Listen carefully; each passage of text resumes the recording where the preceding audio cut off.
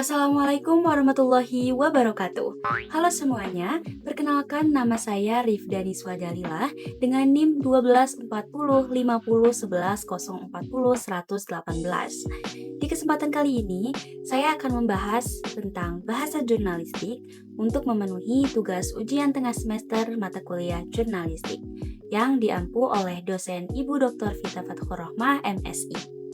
Buat kalian yang penasaran, apa sih bahasa jurnalistik itu? Simak yuk video ini sampai selesai. Nah, kenalan dulu yuk sama jurnalistik secara umum. Jurnalistik adalah ilmu komunikasi yang mempelajari cara kita mengolah, menulis, dan menyebarkan berita lewat media massa. Kalau dilihat dari sejarah, jurnalistik ini sudah ada pada abad ke-17 dan berkembang seiring berjalannya waktu hingga ke era saat ini, yaitu era digital, di mana semuanya sudah sangat lebih cepat. Nah, berdasarkan medianya, jurnalistik ini dibagi menjadi 3. Yang pertama, jurnalistik cetak, seperti koran dan majalah, di mana lebih fokus kepada analisis dan konten.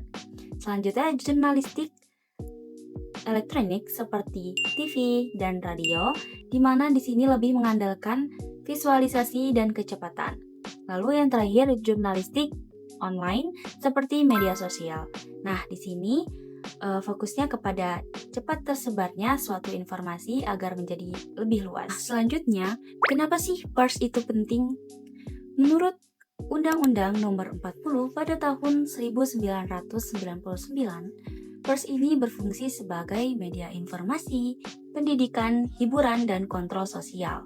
Karena pers ini dibaca oleh semua kalangan, maka wartawan harus menuliskannya dengan bahasa yang baik dan benar agar mudah dipahami. Dan dari sinilah pentingnya bahasa jurnalistik. Nah, kita masuk ke pembahasan inti. Bahasa jurnalistik adalah bahasa yang digunakan oleh wartawan dalam menulis berita di media massa. Menurut J.S. Badudu, ada 6 ciri utama dalam menulis berita. Yang pertama, singkat, menggunakan bahasa yang jelas dan tidak bertele-tele.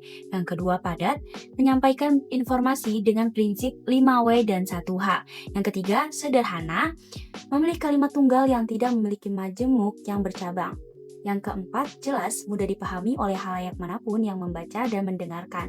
Yang kelima, lugas, langsung ke pokok masalah tanpa membahas masalah-masalah yang bertele-tele.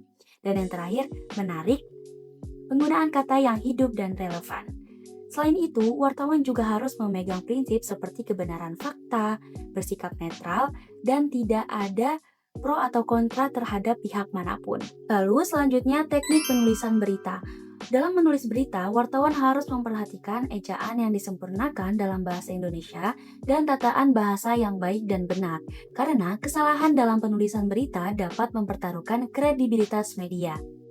Beberapa hal yang harus diperhatikan dalam penulisan berita yaitu penggunaan huruf kapital yang tepat, penulisan kata yang baku dan tidak baku seperti aktif menjadi aktif, penggunaan tanda baca yang baik dan benar, serta struktur kalimat yang teratur. Di sini saya akan menyontohkan struktur kalimat yang benar dan struktur kalimat yang tidak benar. Struktur kalimat yang tidak benar yaitu bagi karyawan yang berprestasi akan diberikan hadiah oleh perusahaan. Nah, kalimat bagi karyawan ini kalimat yang tidak jelas predikatnya. Jadi, bisa penulis rubah dengan kalimat seperti karyawan yang berprestasi akan diberikan hadiah oleh perusahaan. Baik, selanjutnya saya akan masuk ke contoh kasus nyata dari isu bahasa jurnalistik. Nah, saya akan memberikan contoh dari hasil penelitian terhadap media lokal Lombok Insight yang memberitakan COVID-19. Yang pertama, terdapat kesalahan yaitu isu bahasa yang tidak jelas. Ada berita yang tertulis, angka keterisian tempat tidur di ruang isolasi. Nah, di mana kalimat angka keterisian ini membingungkan, jadi bisa lebih jelas kalau diganti dengan ruang tempat tidur isolasi yang terisi titik-titik-titik. Yang kedua, isu pemborosan kata. Kalimatnya seperti hasil konfirmasi yang dilakukan tertanggal 22 Juni 2021 belum terdeteksi adanya varian baru ditemukan di NTB. Nah, terlalu bertele-tele bukan? Jadi bisa diperbarui dengan hasil konfirmasi pada 22 Juni 2021 belum terdeteksi varian baru di NTB. Nah, yang ketiga, ada isu bahasa yang elitis. Media itu sering sekali memakai kata-kata seperti klaim, atensi, kumulatif, dan sebagainya. Padahal bahasa jurnalistik itu harus dipahami oleh semua kalangan. Jadi alangkah baiknya jika kata-kata seperti tadi diganti dengan pengakuan, perhatian, dan penambahan agar khalayak bisa memahami dengan benar, karena yang mendengarkan juga dari berbagai kalangan, bukan kalangan seperti Gen Z saja atau kalangan Gen milenial saja. Yang keempat, ada isu kesalahan diksi. Ini yang paling fatal. Ketika berita menulis, sekolah juga harus mematikan anak-anak belajar dengan aman. Nah, harusnya mematikan ini diganti dengan memastikan. Jadi di sini terdapat salah ketik huruf yang dapat berdampak sangat fatal ya. Yang kelima, isu istilah asing tanpa penjelasan. Nah, di media terkadang banyak sekali istilah-istilah yang sangat asing bagi penonton ataupun pendengar, tapi tidak dijelaskan. Contohnya seperti real time, tracking, yang mana kita tahu bahwa penonton atau pendengar itu tidak hanya dari satu kalangan saja, melainkan banyak kalangan. Jadi alangkah baiknya jika real time diganti dengan waktu, tracking diganti dengan pelacakan.